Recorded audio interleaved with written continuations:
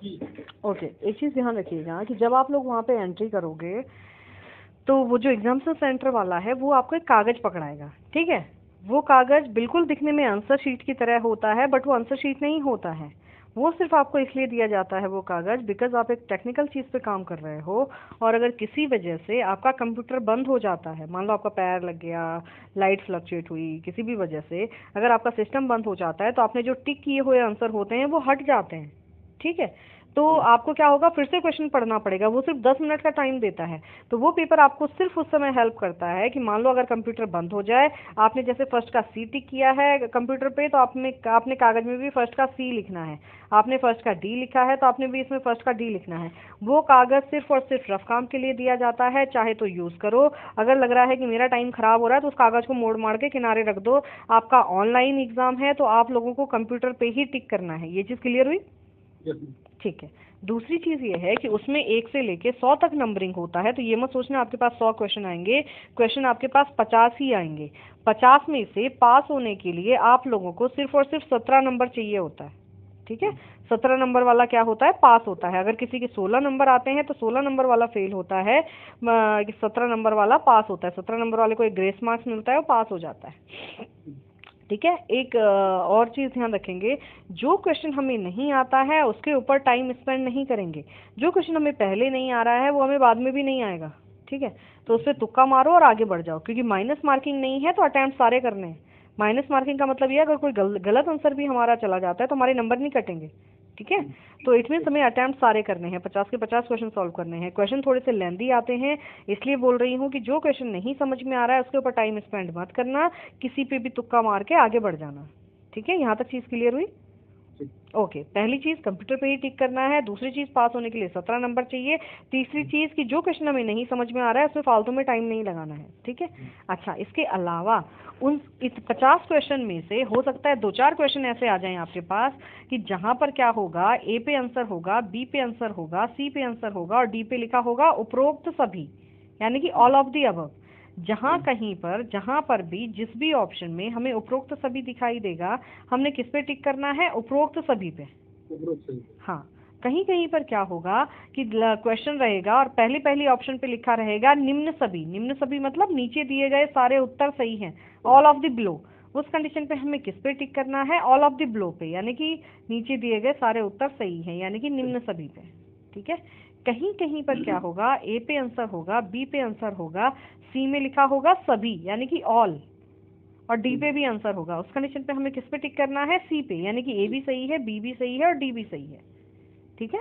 अच्छा, कुछ क्वेश्चंस आपके पास आएंगे, ए पे आंसर होगा, बी पे आंसर होगा, सी में लिखा होगा कि ए और बी दोनों सही हैं, और डी पे लिखा होगा कि ए और बी दोनों गलत हैं। जहाँ पर सही है गलत है वाला आएगा वहाँ पे हमारा राइट आंसर क्या होगा कि दोनों सही हैं, बोथ आर करेक्ट, ठीक है। ओके, कहीं कहीं पर ए और बी की जगह क्या देगा आपको, कथन 1 और कथन 2, ठीक है।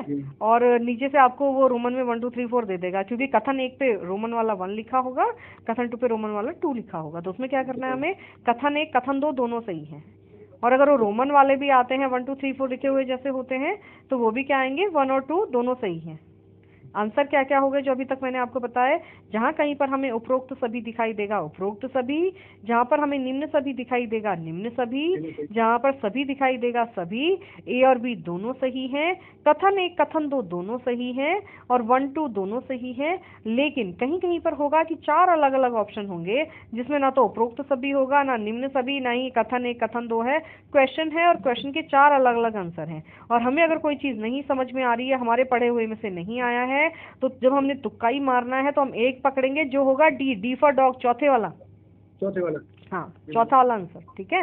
मोस्ट ऑफ द आंसर या तो फर्स्ट होता है या तो चौथे वाला होता है। उन 50 क्वेश्चन में से ज्यादातर आंसर, मैं ये नहीं बोल रही कि सभी आंसर, ज्यादातर आंसर जो सही होते हैं वो या तो ए होता है या तो डी होता है, ठीक है। या तो पहले वाला होता है या तो चौथे वाला होता है, ठीक है। इसके अलावा ये नहीं कि सिर्फ यही करके आ जाओगे तब भी 12-13 नंबर लाओगे, उसके अलावा कुछ हमें पढ़ के भी करना है। बहुत कुछ आपने पढ़ रखा है, थोड़ा बहुत ये वो क्वेश्चन है जो लोगों के पास आए हैं, शायद ये वाले आपके पास भी आ सकते हैं, तो एक बार इनको जल्दी से मैं रिव्यू कर देती हूँ। अगर कहीं पे आपको ये वाले क्वेश्चन दिखे तो इन्हीं को टिक कर देना, ठीक है।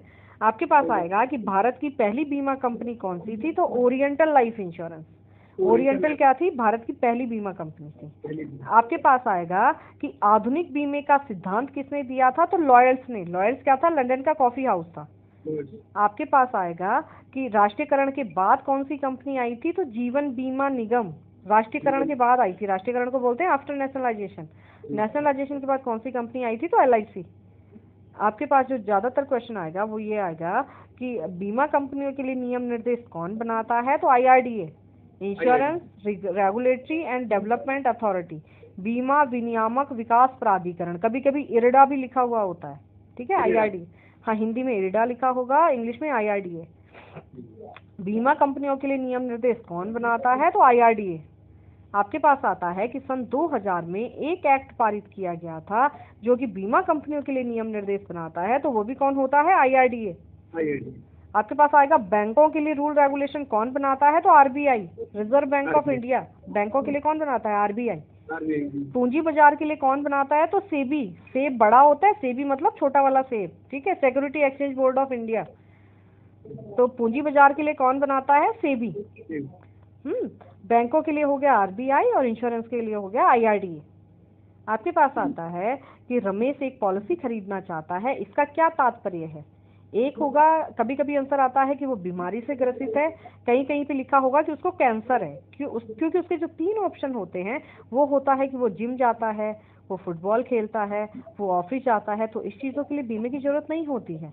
बीमा क्यों खरीदना चाहता है व्यक्ति? उसको कोई गंभीर बीमारी लग गई है और ये सोचता है यार मेरी डेथ हो जाएगी तो मेरे घर वालों के लिए कुछ पैसे बच जाएं, तो उसने अपना बीमा करवाना चाहता है, ठीक है।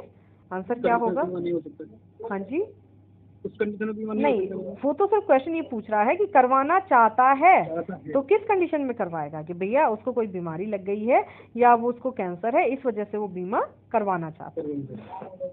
एक आएगा कि सुरेश ने एक पॉलिसी खरीदी जिसमें उससे कम प्रीमियम लिया जाता है। कीवर्ड क्या याद रखोगे आप लोग? कम प्रीमियम। क्वेश्चन लंबा चौड़ा कितना भी आपको पूछ दे, कीवर्ड उसमें लिखा होगा कम प्रीमियम। अगर कोई भी व्यक्ति अपनी पॉलिसी में किसी भी वजह से अगर कम प्रीमियम देता है तो ये कौन से वाले जोखिम होते हैं? पसंदीदा, प्रेफर्ड। इंग्लिश में बोलते हैं प्रेफर्ड, हिंदी में बोलते हैं पसंदीदा जोखिम। अगर कोई भी व्यक्ति अपनी पॉलिसी में कम प्रीमियम देता है तो ये कौन से वाले जोखिम होते हैं? पसंदीदा। अगर आएगा कि मर्त्यता तालिका वाले प्रीमियम देता है तो ये कौन से वाले जोखिम होते हैं? मानक, यानी कि स्टैंडर्ड। और अगर अधिक प्रीमियम देता है तो क्या होते हैं? अवमानक, यानी कि सब स्टैंडर्ड। कम प्रीमियम दे रहा है तो पसंदीदा, मर्त्यता तालिका वाले दे रहा है तो मानक, और अधिक दे रहा है तो अवमानक, ठीक है।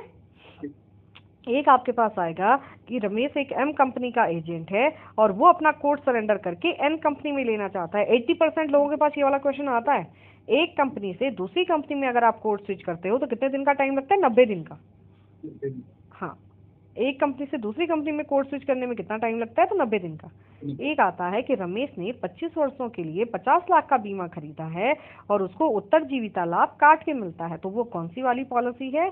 वो होती है आपकी money back. Money back policy में क्या होता है कि जो बीच बीच में पैसा आपको दिया जाता है वो परिपक्वता पर काट लिया जाता है, ठीक है। कभी कभी क्वेश्चन आता है, सॉरी हाँ, मेरे को जुकाम और बुखार दोनों ही हो रहा है। एक आता है आपको कि क्या बोलते हैं कि किस व्यक्ति को अपनी पॉलिसी में जीवित रहने तक प्रीमियम देना पड़ता है? तो वो है आजीवन बीमा, whole life policy. Whole life policy में क्या होगा? व्यक्ति को जब तक वो जिंदा रहेगा उसको अपना प्रीमियम पे करना पड़ेगा, ठीक है। एक आपके पास आता है कि वह कौन सी पॉलिसी है जिसमें परिपक्वता लाभ शून्य होता है, यानी कि मैच्योरिटी वैल्यू होती ही नहीं है, तो वो होता है टर्म इंश्योरेंस, अवधि बीमा। अवधि बीमा में जिंदा रहने पे कुछ नहीं मिलता, जैसे आपके गाड़ी का बीमा होता है, अवधि बीमा उसी तरह होता है। अगर आपने अपनी कार का बीमा करवाया है, अगर कार नहीं ठुकी है तो 1 रुपया नहीं देती इंश्योरेंस कंपनी। वैसे ही अवधि बीमा में अगर कुछ नहीं होगा तो कुछ नहीं देगी, यानी कि अगर अवधि बीमा में पैसा चाहिए तो आदमी को मरना पड़ेगा, जिंदा रहने पे कुछ नहीं मिलता, ठीक है।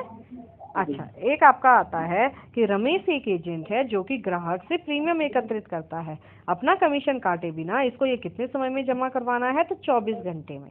आप किसी से प्रीमियम इकट्ठा करो या किसी का प्रस्ताव पत्र भरो, आपको ये कितने समय में जमा करवाना है, तो विद इन 24 आवर्स, 24 घंटे में। क्यों? क्योंकि हम दूसरे का रिस्क लेने जा रहे हैं। अगर किसी भी वजह से उस आदमी को कुछ हो जाता है तो उसके घर वाले हमारा गला पकड़ लेंगे कि भैया मेरे आदमी ने तो बीमा करवाया था। तो चाहे किसी से प्रीमियम कलेक्ट करो, चाहे किसी का प्रस्ताव पत्र भरो, भैया कितने घंटे में जमा करवाना है, 24 घंटे। एक आपके पास आएगा एमआरआई के ऊपर। एमआरआई क्या होता है? Mortgage redemption insurance. हिंदी में भी यही लिखा रहेगा, मॉर्गेज रिडम्पशन इंश्योरेंस। ठीक है, क्या होता है मॉर्गेज रिडम्पशन इंश्योरेंस? मॉर्गेज को बोलते हैं बंधक। जो भी संपत्ति हम लोन पे खरीदते हैं, हमने घर लोन पे खरीदा, हमने कार लोन पे खरीदी, हमने ट्रैक्टर लोन पे खरीदा, हमने खेत लोन पे खरीदे, जो भी चीज हमने लोन पे खरीदी है उसके पेपर तब तक बैंक के पास गिरवी रहते हैं जब तक हम उसका लोन नहीं चुका देते। और अगर लोन चुकाने से पहले आदमी मर जाता है तो या तो उसके घर वालों को पे करना पड़ता है, और अगर घर वाले भी पे नहीं कर पाते हैं तो बैंक उसकी नीलामी करा देता है। उससे बचने के लिए कौन सा बीमा होता है? तो एमआरआई, मॉर्गेज रिडम्पशन इंश्योरेंस। ठीक है, कभी कभी इसकी फुल फॉर्म आ जाती है, मॉर्गेज नहीं है तो ज्योति लिख के दिखा देगी उधर, मॉर्गेज रिडम्पशन इंश्योरेंस। मॉर्गेज मतलब बंधक। आपके पास आएगा कि रमेश ने घर बनाने के लिए लोन लिया है, इसके लिए कौन सी पॉलिसी उपयुक्त होगी, तो वो होगी मॉर्गेज रिडम्पशन इंश्योरेंस। दूसरा आएगा कि रमेश ने मॉर्गेज रिडम्पशन इंश्योरेंस लिया है, यह कब हितकारी होता है, तो आंसर होगा लोन चुकाते वक्त अगर किसी की मृत्यु हो जाए तो बकाया लोन की भरपाई इस पॉलिसी से की जाती है। यानी कि अगर किसी आदमी की डेथ हो जाती है तो जो उसका बचा हुआ लोन होगा उसकी भरपाई किससे की जाएगी? इस वाली पॉलिसी से की जाएगी। एक आता है कि मॉर्गेज रिडम्पशन इंश्योरेंस में कौन सा बीमा दिया जाता है, तो घटती अवधि बीमा, डिक्रीजिंग टर्म इंश्योरेंस। ठीक है, घटती, क्योंकि लोन घटता रहता है ना। अगर आप लोन चुका रहे हो बैंक का तो हर साल लोन घटता रहता है। ठीक है, तो क्या होती है? घटती अवधि बीमा। एक आपका आता है कि इसमें कितने तक का बीमा दिया जाता है, जितने का उसका लोन होगा। मान लो अगर एक आदमी ने घर बनाने के लिए 40 लाख का लोन लिया है तो वो 70 लाख का एमआरआई नहीं ले सकता है। कितना लेगा? सिर्फ 40 लाख का, जितने का उसका लोन होगा उतने का ही उसको एमआरआई मिलता है। एक आता है कि एमआरआई में, इस एमआरआई वाला क्वेश्चन सबके पास आएगा, भले ही किसी के पास कोई आए किसी के पास कोई आए। ठीक है, ये जो 2-4 क्वेश्चन मैं बता रही हूँ एक एक सबके पास आएगा। एक आएगा कि एमआरआई में क्या होता है, प्रीमियम घटता है, बढ़ता है या नियत रहता है, तो नियत रहता है। नियत मतलब एक जैसा, प्रीमियम कभी नहीं घटता बढ़ता, premium will be remain same. चाहे कोई भी पॉलिसी हो, जो प्रीमियम आप पहले साल देते हो वही आप थ्रू आउट द टर्म देते हो, प्रीमियम कभी नहीं घटता बढ़ता। क्या रहता है? नियत रहता है। एक आप लोगों के पास आएगा दुर्घटना जोखिम। किसके ऊपर ज्यादा है? मार्केटिंग का आदमी जो हमेशा फील्ड में रहता है उसके ऊपर क्या होता है? दुर्घटना जोखिम ज्यादा होता है। दूसरा आता है स्वास्थ्य का खतरा। स्वास्थ्य का खतरा किसके ऊपर ज्यादा है? रिक्शा चालक के ऊपर। वो जब रिक्शा चलाता है ना तो उसके हार्ट पे जोर पड़ता है। ठीक है। तीसरा आता है नैतिक जोखिम। नैतिक जोखिम कहाँ पर है? इसके 3 उदाहरण है, ये सबके पास आएगा नैतिक जोखिम वाला या जोखिम वाले, ये जो मैंने जितने भी बताए हैं इसमें से एक तो जरूर आएगा। हो सकता है किसी के पास आए दुर्घटना जोखिम। दुर्घटना जोखिम किसके ऊपर ज्यादा है? मार्केटिंग का आदमी जो हमेशा फील्ड में रहता है। स्वास्थ्य का खतरा रिक्शा चालक के ऊपर। तीसरा आएगा नैतिक जोखिम, किसके ऊपर ज्यादा है? इसके 3 उदाहरण हैं, बीमा लेने के बाद व्यवहार में परिवर्तन आ जाना, बीमा लेने के बाद शराब अधिक पीना, बीमा लेते वक्त कोई बीमारी होना और उसको छुपा जाना। तीनों क्या है? नैतिक जोखिम के उदाहरण है। एक आपका आता है कि सुरेश की 2 वर्ष की पुत्री है और वह उसकी शिक्षा के लिए गोल बनाना चाहता है, तो इसका कौन सा गोल होगा? गोल हमेशा 3 तरह के होते हैं, एक होता है शॉर्ट टर्म, दूसरा होता है मिड टर्म, तीसरा होता है लॉन्ग टर्म। ठीक है, तो हम किस पे, शॉर्ट टर्म गोल क्या होता है? मोबाइल खरीदना, क्या बोलते हैं, मोबाइल खरीदना और टीवी खरीदना। अगर किसी का टीवी खराब हो जाए या मोबाइल खराब हो जाए तो हम ये नहीं कह सकते हैं कि भैया अभी क्या बोलते हैं कि हम 15 साल बाद लेंगे। ठीक है, बेटी को पढ़ाना, बेटी अगर उसकी 2 साल की है, उसको बेटी को पढ़ाने के लिए पैसा कब चाहिए? 17 साल बाद, नहीं भी 15 साल बाद, जब वो 17 साल की हो जाएगी, है ना। तो हम क्या कहेंगे? भैया बेटी को पढ़ाना क्या है? लॉन्ग टर्म गोल है। बेटी को पढ़ाना हो गया लॉन्ग टर्म गोल, मोबाइल खरीदना, टीवी खरीदना हो जाता है आपका शॉर्ट टर्म गोल। ठीक है। एक आपका आता है कि सुरेश एक स्वास्थ्य बीमा पॉलिसी चाहता है लेकिन वो मेडिकल नहीं करवाना चाहता, तो एक नॉन मेडिकल भी केसेस होते हैं। ठीक है, वो भी ले सकता है। उसमें क्या होता है कि उसका प्रीमियम थोड़ा सा ज़्यादा होता है बट उसका मेडिकल नहीं होता है। एक आपका आता है नामांकन, नॉमिनेशन। इसके ऊपर क्वेश्चन आते हैं नामांकन के ऊपर। नामांकन किस धारा में आता है? तो सेक्शन 39, धारा 39, 3(9), सेक्शन 39 में आता है नॉमिनेशन। नॉमिनी कौन होता है? पॉलिसी के दौरान अगर किसी की डेथ हो जाती है तो किसको पैसा देना है, वो नॉमिनी होता है। एक पॉलिसी में कितने भी नॉमिनी हो सकते हैं, यानी कि कई नॉमिनी। अगर आपके पास आएगा कि नॉमिनेशन कितने लोगों के नाम पे हो सकता है, तो आंसर होगा कई, कितने भी लोगों के नाम पे आप नॉमिनेशन कर सकते हो। तीसरा आएगा आपके पास कि क्या माइनर यानी कि नाबालिग के नाम पे नॉमिनेशन हो सकता है, तो हाँ हो सकता है। अगर माइनर होता है नॉमिनी तब भी नॉमिनेशन हो जाता है, लेकिन जहाँ पर माइनर होता है नॉमिनी यानी कि नाबालिग होता है, वहाँ पे अपॉइंटी रखा जाता है। यानी कि दादाजी अगर पोते के नाम पे नामांकन करना चाहते हैं तो कर सकते हैं, लेकिन या तो उन्हें दादी को अपॉइंटी बनाना पड़ेगा या बच्चे की माँ या पिता को, क्योंकि जो बालिग हैं, ठीक है, क्योंकि बच्चा कॉन्ट्रैक्ट की शर्तों में नहीं आ सकता है। लेकिन नॉमिनी पैसे का मालिक नहीं होता है, और घर वाले चाहें तो उसके ऊपर क्लेम कर सकते हैं, ठीक है। ये एक गलत बात है कि नॉमिनी पैसे, आपके पास आएगा कि नामांकन के लिए क्या चीज़ सही नहीं है कि नॉमिनी पैसे का मालिक होता है। नॉमिनी सिर्फ वैलिड डिस्चार्ज देता है कंपनी को, और घर वाले चाहें तो कोर्ट में जा सकते हैं कि भैया हमें भी इस पॉलिसी में से हिस्सा चाहिए, ठीक है। अगर किसी पर्टिकुलर आदमी को उस पैसे का मालिक बनाना है तो हम उसके नाम पे क्या करते हैं, असाइनमेंट। असाइनमेंट को हिंदी में बोलते हैं समनुदेशन। असाइनमेंट, असाइनमेंट का मतलब होता है ट्रांसफर ऑफ राइट्स, अपने अधिकार दूसरे को दे देना। नॉमिनी तो मरने के बाद एग्जिस्टेंस में आता है, लेकिन असाइनी जीते जी पैसे का मालिक होता है। अगर मेरे फादर मेरे नाम पे अगर कोई भी पॉलिसी असाइन कर देते हैं तो मैं उस पॉलिसी की मालकिन हो जाती हूँ। मेरी माँ या मेरे भाई बहन तो कोर्ट में नहीं ही जा सकते हैं, मेरे फादर भी चाहें तो उस पॉलिसी को वापस नहीं ले सकते हैं। सिर्फ एक ही कंडीशन है, मैं चाहूँ तो उस पॉलिसी को वापस कर सकती हूँ, अदर देन कोई कंडीशन नहीं है। इसके ऊपर आपके 3 क्वेश्चन आते हैं। रमेश हमेशा क्वेश्चन में सुरेश को ही पॉलिसी असाइन करेगा, हो सकता है कभी नाम भी चेंज कर दे, बट एक चीज याद रखना कि अगर मेरे फादर ने मेरे को कोई पॉलिसी असाइन की है तो मेरे पापा के अधिकार उस पॉलिसी में से खत्म, ठीक है। पहला क्वेश्चन आता है कि रमेश ने सुरेश को एक पॉलिसी असाइन की और दोनों का झगड़ा हो जाता है, तो किसको पैसा मिलेगा, सुरेश को। रमेश ने अगर एक बार अपनी पॉलिसी सुरेश को दे दी तो अधिकार किसका हो गया, सुरेश का। दोनों का झगड़ा हो जाता है तो पैसा किसको मिलेगा, सुरेश को। दूसरा आता है कि रमेश ने सुरेश को एक पॉलिसी असाइन की और सुरेश की मृत्यु हो जाती है, तो किसको पैसा मिलेगा, सुरेश के उत्तराधिकारियों को। एक सुरेश का नॉमिनी भी दिया गया होगा, सुरेश नॉमिनी नहीं बना सकता है, तो किसको मिलेगा, उत्तराधिकारियों को। देखो झगड़ा हो जाएगा तो सुरेश को पैसा मिलेगा, सुरेश की डेथ हो जाएगी तो सुरेश के उत्तराधिकारियों को पैसा मिलेगा।